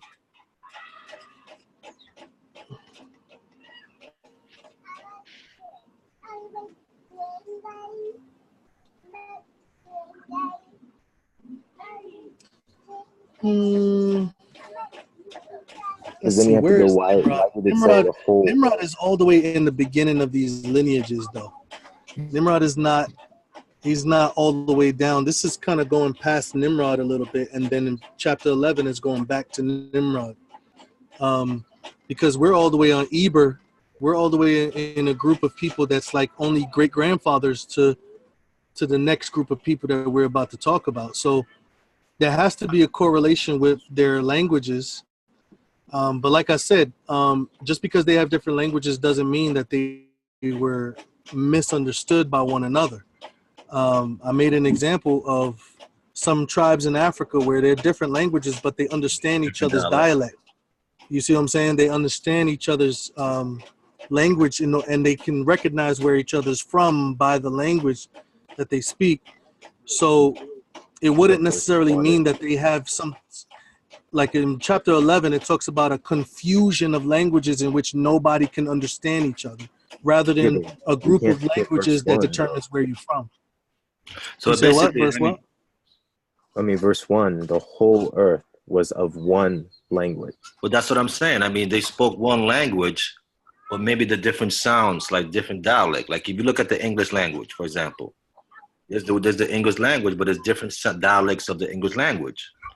So it also says one speech. So it's not considered a different, and that word speech is, you gotta look that up too, because it's a funny meaning. But like I think what Kefa was saying also makes sense. Like I can't understand a lot of Southern people's accents or dialect, and even Britain has a different English dialect. And even when we hear those dialects, we recognize where they're from. If we hear a Southern dialect, they're talking English, I'm not going to understand what they're saying, but I know that they're from a certain location. If I hear a British accent, I won't understand some of the things that they're saying, but I know I can recognize that they're from a certain location. So that's what I'm incorporating here as tongue, because it's specifically connecting a tongue with the location. Genesis chapter 11 is talking about confounding their language where they can't understand each other. I think that's different, you know. When you say the whole earth was one language, I'm not recognizing that there's necessarily saying, I'm saying that I believe that they're talking in a way where they can understand each other and know where they're located at the same time. This is not like one city at this time. Nimrod built a whole bunch of cities, and all these people built a whole bunch of cities. So this is not just Babel that this is happening in. Everybody is already spread to different places already.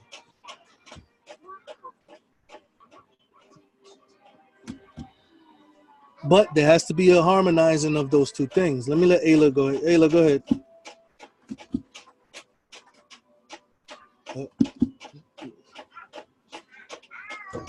Sorry about that. I clicked the button too fast. So I guess maybe I might have to wait till we get to chapter 11, because I'm seeing both sides of what both you are saying as well as what Wesley is saying. Sorry, but in 11:4, I guess the question goes down even deeper, because it says, and they said, meaning everybody all together from that one language that's being spoken. It might not necessarily be like one actual language like you're saying, but I guess it's a little confusing for me, because it said, they said, and they said, go to, let us build us a city and a tower. But I'm guessing if it's not, being that you're saying that is everybody mixed together, it's not just Babel. If it's different languages, how are they all saying together, let's go build this tower? You know? I don't know. Hopefully it doesn't get confusing when we're reading it or whatever, but I don't know. I just skipped ahead a little. I mean, it's possible. 6 on 11. It could also be that 11, what we see in 11, Tower of Babel, could have possibly come before the migration. That's what I'm thinking too. Yeah. You know, because you know how Father does it, like in the beginning. I'm so sorry, Brother Rod. Please continue. I can wait. Go ahead. No. I really interrupted you. I mean, go ahead.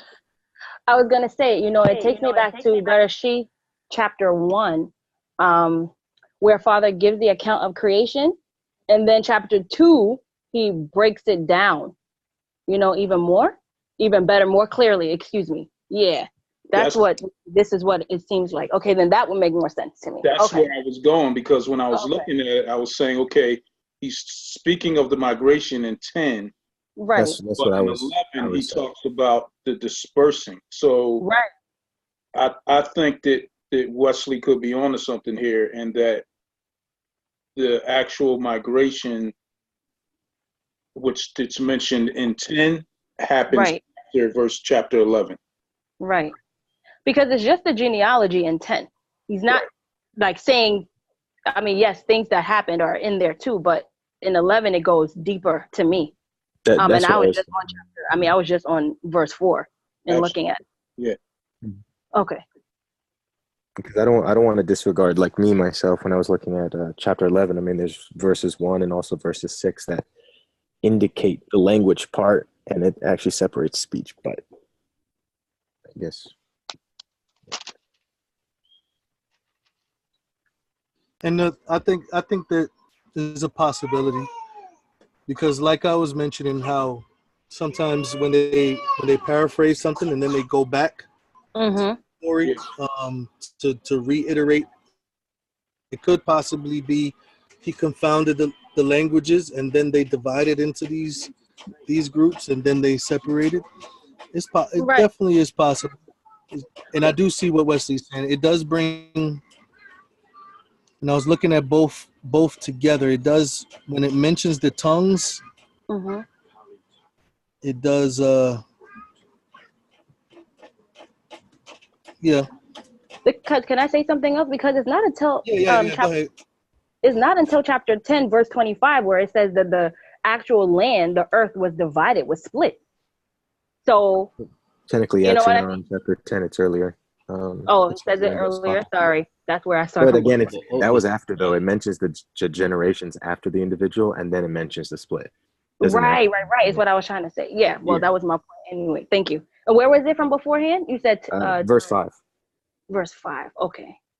All right. Thank you. Yeah, I didn't. That's Me really skip just that. looking at, I was just looking at, trying to connect it with chapter 11, and I can't really get around what verse 1 means, and then what speech means, and then connecting it with verse 6 in chapter 11 as well.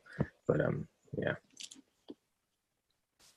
I guess another thing that gives it off for me too, it says we're the isles of the Gentiles, and doesn't Gentiles mean like the other nations that are not well, let me not make something up, sorry. A foreign nation, right? Yeah. So they can't, it says heathen here too. Okay, I guess it's the same thing. Gentile nations, heathens. Yeah, same thing, right? Yeah, so if I was thinking to myself, if these were all people, like these are all descendants of Noah, and I don't know, I didn't know whether or not we had gotten into people already opposing Father, especially since we started speaking of Nimrod.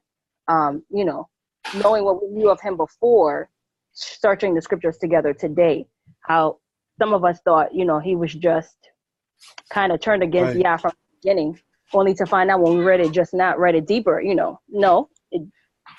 we could have been wrong in our thoughts, concerning him. So, yeah, but that was it. All right. What is your thought about when it says when the earth was divided? What do you get out of that? When the earth was divided.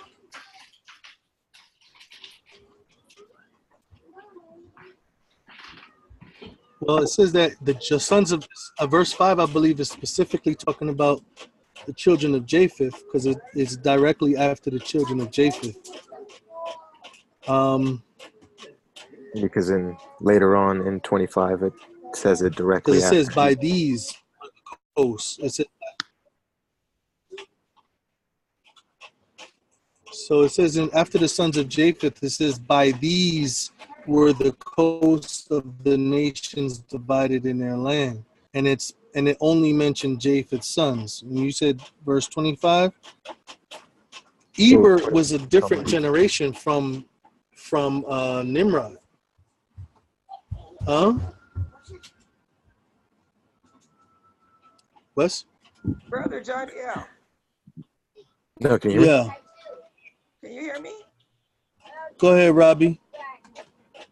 Someone was telling me, a client at work was telling me that he has this Bible he recommended for me to get. It's a chronological Bible. He says that it puts all the events in chronological order because some of the events are like summarized, but it's not in the correct order.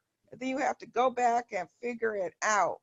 So he says that it's written like that, where it's not like in the right order of events, and it can get a little confusing. So he recommended I get that Bible. So I think I probably will get that Bible, because it seems like that could be happening right now.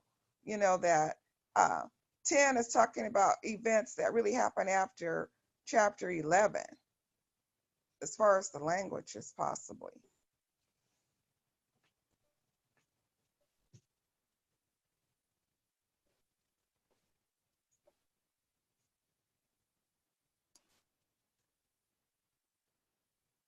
Yeah, you still there?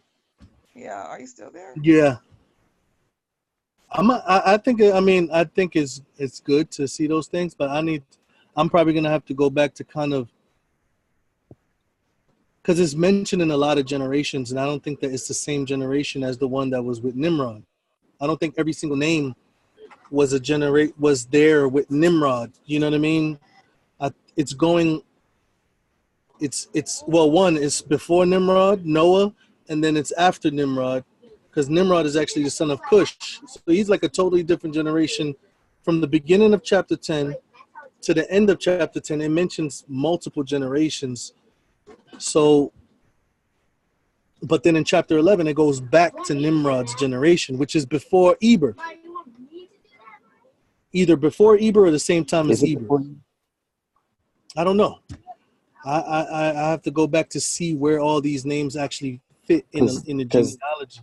I was just trying to connect, because here's the thing in 25 when it says, and unto Eber was born 2 sons, and now we're going to the first son. It says the name of one was Peleg, and then it describes it for in his days, talking about the first son, was the earth divided. So that dividing, the earth was divided, was in the days of his first son, or I mean one of his sons, which is Peleg. But that's what I'm saying. It mentioned, so that was my question. It could be.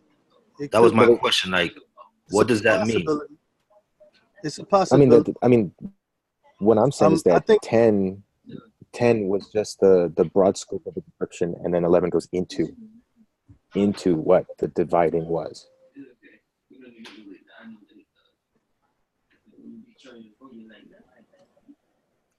It's just because if you just like chapter 11 verse 1, I understand what you guys are saying. It said, but if you actually look into the word language, I'm using the King James version, but if I go to the Hebrew and the word language, it's talking about the lips, the mouth, talking, and then if you go to speech, speech was, well, it can be for different things, but it's a matter, a cause, or an act of what's saying. But the name, the only thing that because it sounds good, but the name Peleg also means earthquake.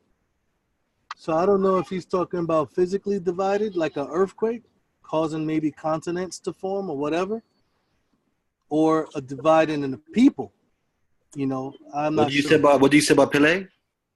The name Peleg actually means earthquake. Earthquake, I don't know right? if he's talking about a physical divide of the earth. But that's my thought. To be honest. If you continue with context, because again, this is Moses writing this, we would have to say Genesis 11 gives you what the name would be. Okay. I mean, well, we can wait until we read Genesis. Go ahead, Rod. Yeah, I was going to say the other part too is that immediately after he mentions the dividing of the people and their languages, then he goes into Shem's descendants. Whereas before that, he talks about. That's true. That is true. You know what I mean? So there's that. He does the other Japheth and Ham in chapter 10, and then Shem in chapter 11.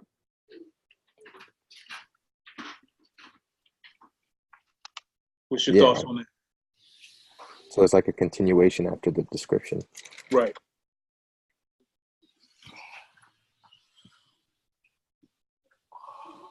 You see that, Jack? Yeah, in chapter 11, verse 19. Yeah. Can't do it. And even goes into verse Eber. 10. Chapter 11, verse 10. It goes into the verse 10. Listen to this tomorrow. Eber comes in the picture again in verse 14. Right. And 16. Yeah, I think chapter 11 will kind of. I think you're right. And then Peleg in verse 18. They would have to come together. Yeah, it goes back They over. can't be separated. Yeah, we wouldn't be able to conclude anything in chapter 10 without chapter 11. Right. And maybe. Yeah, without chapter 11. So after we read chapter 11, we'll I guess next week it'll be better if we correlate chapter 11 with chapter 10 to kind of clear up things. Yeah, that makes sense, Wes and Rod. Okay. Brian had his hand up in JP. Brian, you want to say something before we close? I don't know what that corner touch is. No, it's my phone. Yeah, we're gonna do it. I just thought it was interesting. I was looking at verse 4, and it was saying that they said that they wanted to build a tower in a city lest they be scattered across the face of the earth. So it's like you see, like it's like a conflict. It's like a conflict here, right? Where like it looks like Yah's will was for them to spread out, but they wanted to like congregate in one place and build a tower in a city and be united and unite against. They wanted to go against Yahuah, basically. But yeah, but it's interesting though, because I think we also have to remember too that the original text didn't have chapters and verses. So I think subconsciously we kind of like separate between the chapters and stuff, whereas before this was like the original text wasn't divided up like that. So, but yeah, I think it's a good idea to keep that in context as well. Right, Brian. I completely forgot about that. You guys,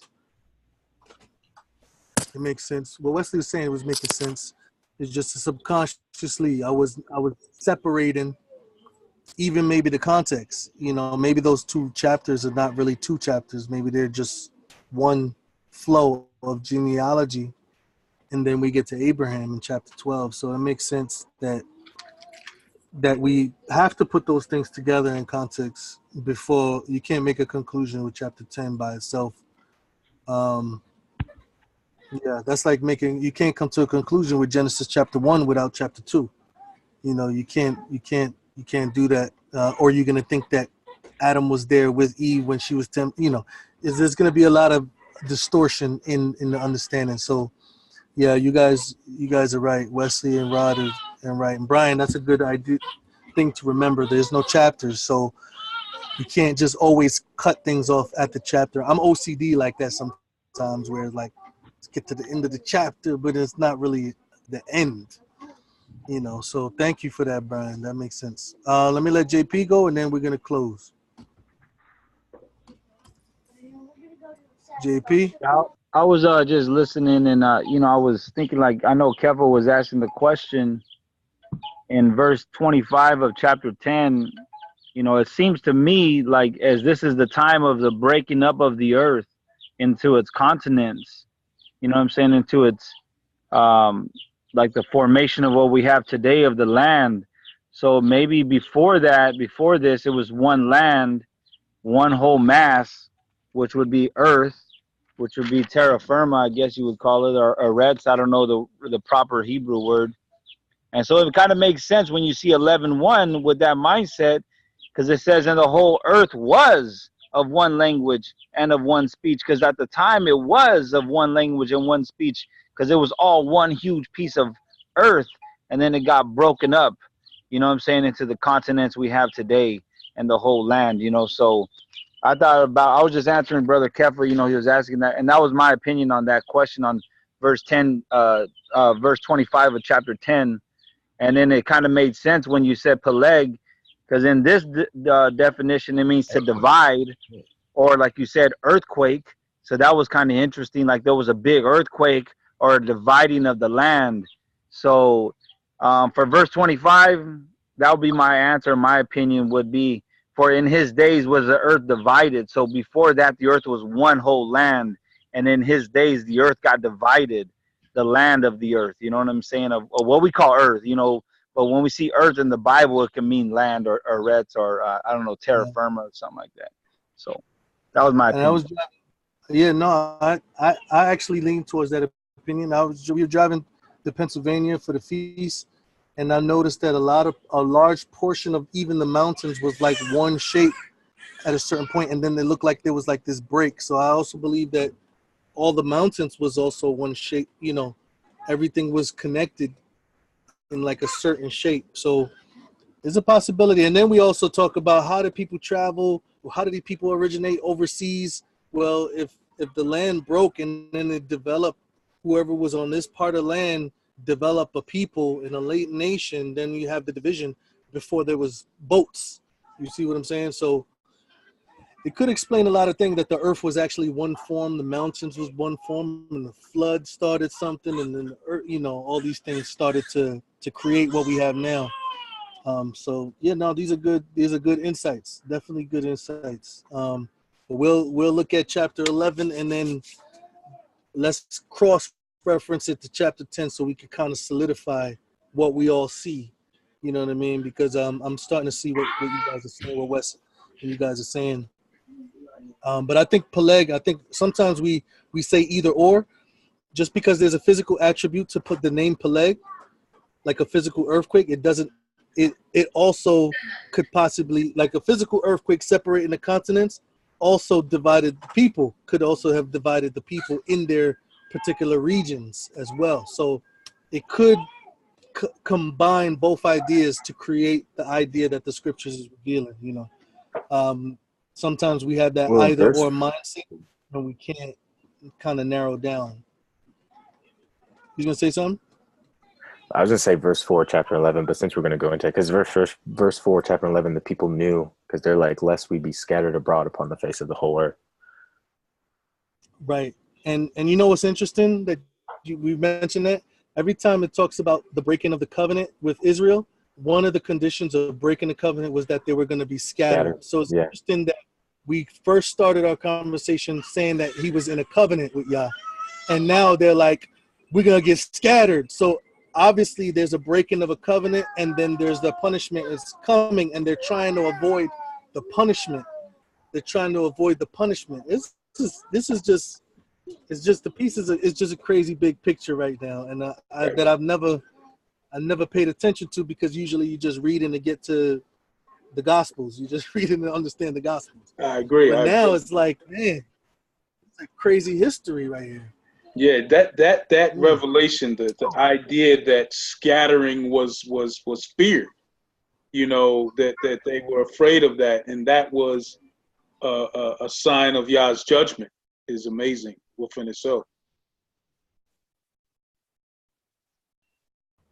Yeah, that's crazy. I would have never, because I would have been so focused on, and I would have attributed scattering to language, as if they knew their language was going to get, but they had no, like, how would they have known the plan that Yah had about confusing their language? Right. They wouldn't have known that. There would have been something else that they were trying to avoid. They knew Yah said. So Yah must have said something that they knew, so they tried to avoid it by building a city, building a tower, you know, so, you know, avoiding the flood. You know, it was to the benefit, because verse 6 of that same chapter, there's a reason why he confounded all the language. Man, you just went ahead of everybody, didn't you? It's because it connects to it when we leave it alone. Ahead of everybody. It's a big, you know, it's spoiler alert right now. It's one big book. Scroll. It's connecting really good, but it seems like we're about to go into chapter 11, which we're trying to close it. You're making me want to read it right now, but yeah, man, we're gonna have to now. Wes did that with chapter 8 too. He tried to jump into it. Now he was creeping right through it, man. That's why I thought we were in chapter 9. I was like, well, wait a minute, Wes was still on chapter 9. We didn't get to it yet. Right. But, cool. Yeah. Let me let JP go, and then we're gonna close. JP, go ahead, brother. Now, I was just going to say, you know, it's interesting, you know, if we talk about it like this, because it really kind of solves that mystery that's, you know, through the world about the pyramids and how you have them in Mexico and you have them in you know, Europe and in Egypt and all these countries. It kind of makes sense, you know, when you start thinking about it, you're like, man, they all had like the same understanding, you know, how to build these things. And I don't know, that I just want to throw it out there in some fun level of mindset. You know what I'm saying? It's like, man, it's crazy. Right. So that's it, though, brother. The Babylonian mindset is all over the world. Like, I think when you do research of the false beliefs, they all stem from Babylon. You see what I'm saying? So it just makes sense that there's a whole lot of different things that was occurring, and then when these people spread, they took the ideas that they got from Babylon, and they brought it with them into these other nations. That's why these other nations have similar gods, similar beliefs. They look at the same stars. They look at the same sun. Every country has a sun god. Every nation has a sun god. Why? It started from one place. You know what I mean? So it's just that's a good way of looking at it. That's definitely a good way of looking at it. We're gonna test it, see how accurate these things are, you know. Yeah, Genesis, man. All right, so that concludes the Genesis chapter 10. I was gonna say chapter 11 study. Thank you, Wes. The Genesis chapter 10 study. Until next week.